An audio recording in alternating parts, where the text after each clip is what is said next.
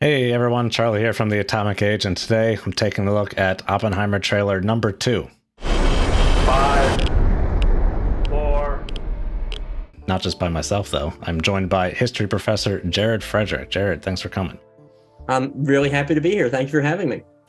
Jared on his channel, very similar to mine, looks at history in movies as opposed to me where I look at nuclear engineering in movies.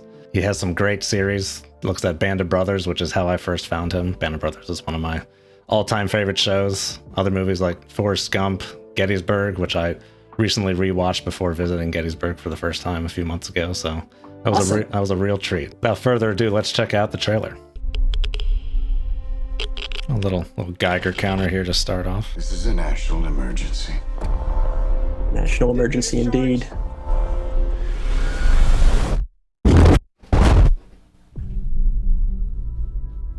I know what it means. If the Ooh, Nazis Chicago Pile. bomb, I have a 12-month head start. 18. How could you Oh, possibly there he is, know Matt that? Damon. we've got one hope. I'm General Groves. Yeah. Keep everyone there until it's done. Build a town, build it fast. If we don't let scientists bring their families, we'll never get the best. Great recreation. Who knows how Yeah. long? How about because this is the most important Well, thing there it that is. ever happened in the history of Einstein. Improvise a Yes. purpose you can't do in your head. Might have been Fermi. Chances are near zero. Near zero. What do you want from Ah, zero? yes.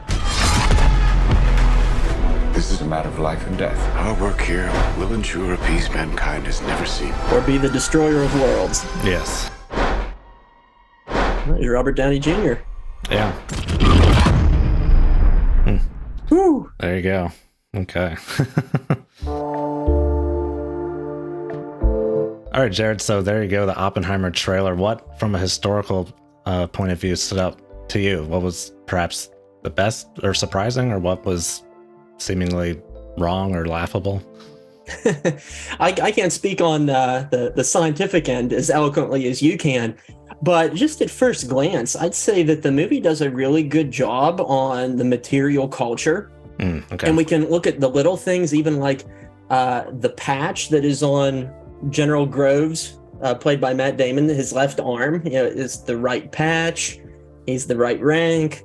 The vehicles look correct. A really good job of showing the village in which all of the participants were living and working. So just from this initial perspective of the film, I'm quite pleased by it. Nolan's previous efforts in examining the Second World War with Dunkirk, likewise, I thought did a pretty good job on clothing. Although the set dressing in that film was much to be desired. Oh, really? He had a little bit of an easier time with this one, though, because it's easier to create a village out in the desert rather than a large metropolitan area, which is on fire and burning, as Dunkirk was. So perhaps a little bit easier. Charlie, from a technical and scientific standpoint, what looked correct? What perhaps looked incorrect? Did they take any liberties? What are your impressions from what we just saw? Ooh. So I definitely noticed some shots reused from the earlier trailer. They had the one shot of the fireball with the cone coming out of it. And what that is the rope effect. This is, there were some cables that were holding up this Trinity Tower. I'm not sure if they were holding it up or if they were used for telemetry or something, but these cables, these tendrils that came out of this fireball, they kind of look like, well, what's going on there? Shouldn't like the fireball be the front of the explosion? So what it turns out is that what travels faster than the fireball of a nuclear explosion? Light. So it turns out that it is the insane amount of just light energy being emitted by the nuclear bomb that makes these cables glow and almost combust like that. And that's why it looks like they're leading or otherwise beating the fireball of the nuclear explosion there. So definitely a nice touch to include that. That's a great detail that I never would have picked up on. I'm really fascinated and eager to see how he recreated the Trinity blast with practical effects. I think that will be stunning to see on an IMAX screen. Well, they had no expectation of what might happen or what might not happen, as part of the discussion in the trailer suggests. So, Matt Damon plays Major General Leslie Groves, who was the military end of this operation, handling a lot of the logistics and supplies and whatnot. And I mentioned this in my trailer reaction. They did General Groves a big favor by casting Matt Damon in his place. General Groves is a little bit more rotund, perhaps not quite as good looking as Matt Damon is. So I'm sure General Groves would appreciate that in hindsight. Well, he's 2 for 2. He gets Paul Newman and Matt Damon, so you can't go wrong there. Yeah, man. I'll tell you what, that's a great point. I hadn't thought of that. Yeah, he's probably pleased. It's worth noting that I've actually been to Los Alamos before in my career. Of course, it's much more civilized these days, perhaps not wooden shacks in a mud slop pen or something like that. Fat Man and Little Boy did not really capture what Los Alamos looks like. I mean, they got it pretty close, but Los Alamos has these Mesa Valley kind of things that surround all of it that are really rather striking. But it doesn't look like, from what we've seen so far, that this movie really captures how those are present in Los Alamos either, which is not the biggest deal breaker for sure. Those tar paper shacks were the bane of people's existence who had the misfortune of living and working in them. I can't imagine. I'm working with a 99-year-old World War II veteran on his memoir right now, and he has nothing good to say. Shacks. Whether you were in the cold of Wyoming or, in this case, the deserts of the American Southwest, it pretty much did nothing except keep you dry if you were lucky. It didn't do much of anything else. So not even the top scientific minds were living a good life during World War II. Nope, they had to build it quick and build it now, and that's what they did. So Charlie, what are some of your closing thoughts on this? What would you like to see portrayed most in the film? That is the age-old question, huh? I suppose some more technical stuff from perhaps like the, I don't know if you've ever read the book, The Making of the Atomic Bomb by Richard Rhodes, or ever come across that book, but that's a very technical book that really gets really down into the weeds on the physics. I'm not sure that the timetable of a movie supports all that level of detail perhaps, but perhaps some more technical insights into the bomb. I'm not necessarily expecting that though. But it does seem to be, I'm looking forward to seeing it because it seems to be a bit more expansive in how it portrays the Manhattan Project. Not to compare it to Fat Man and Little Boy constantly, but that movie only focused on Los Alamos for the most part. In the trailer here, we had a shot of University of Chicago, the Chicago Pile 1, the world's first chain reaction. So it was very cool to see that. Mm-hmm. And we saw the stadium as well. Mm-hmm. So that was a nice little touch for sure. Yeah, so looking forward to just seeing what all they can depict on a big Nolan budget. All right, so Jared, what are you looking forward to most out of this movie then? Well, I suppose one thing that I would like it to consider, I don't know how thick in the weeds it will get into the scientific and engineering aspects of it. Though, if you watch Tenet, Nolan's last movie, that really got technical, but at times it was over my head in what I was watching. So who knows what the scientific aspect will be in this movie. What I suspect he will get into thematically is the moral gray area of creating the atomic bomb. And of course, this is a subject rife among historians and philosophers and journalists who question the pros and cons of the atomic bomb. When I look at it from a military standpoint, of course, it was the quickest and most feasible way to end World War II that would result in the least number of American casualties.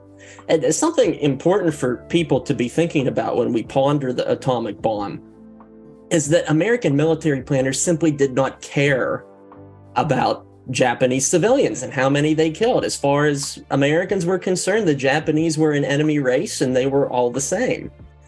That's something that's really important from a psychological perspective to be thinking about.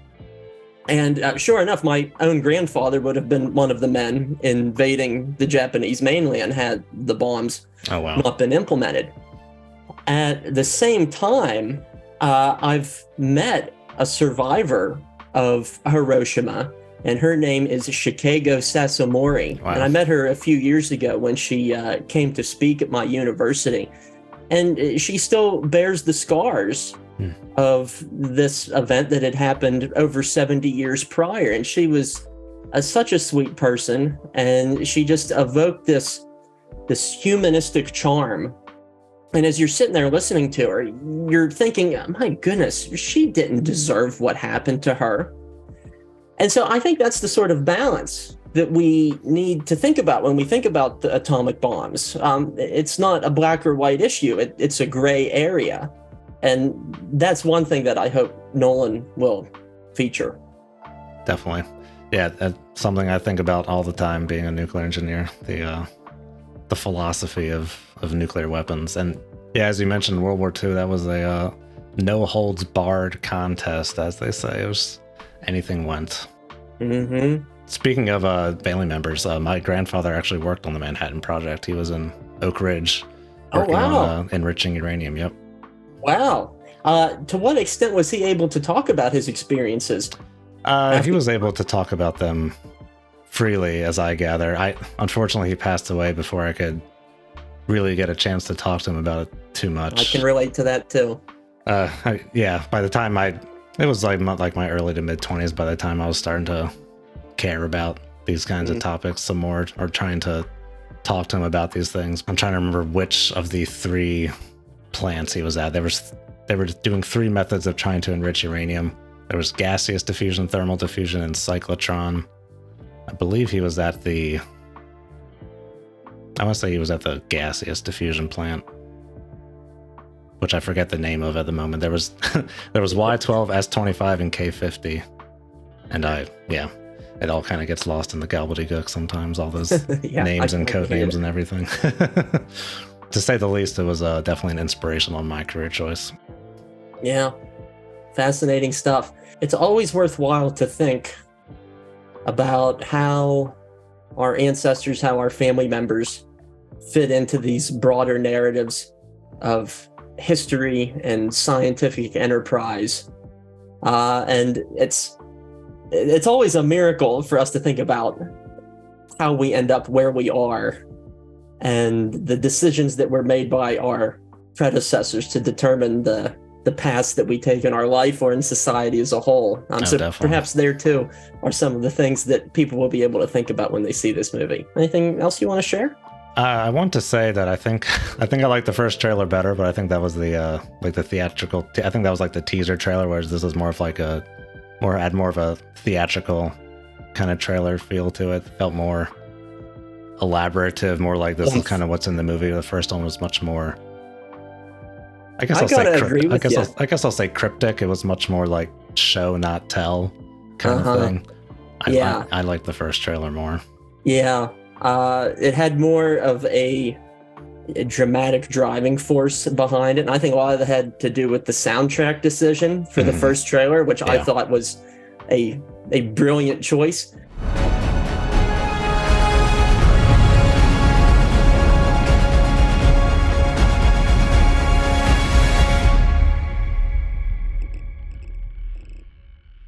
So many trailers are overdone. Practically all movie trailers are the same these days. They're dun, dun, dun, dun, dun. In a world. Which I get so tired.